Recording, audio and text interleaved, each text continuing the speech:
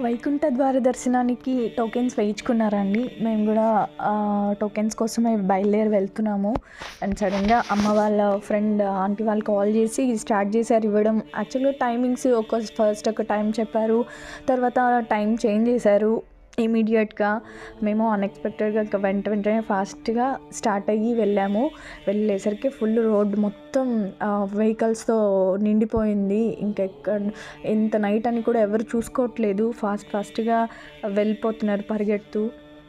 ఇంకా ఇక్కడ బైరాగపట్టణ లొకేషన్లో అయితే క్యూ చాలా పెద్దది, అన్ని దగ్గరల కంటే చాలా క్యూస్ ఉన్నాయి, 20 అబవ్ ఉన్నాయి. అండ్ రోడ్లో ఒక 1-2 కిలోమీటర్స్ వరకు క్యూ పెట్టారు. మొత్తానికి సక్సెస్ఫుల్గా అయితే మా టికెట్స్ అయితే తీసేసుకున్నాము.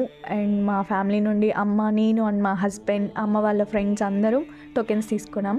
సేఫ్గా వెళ్ళండి.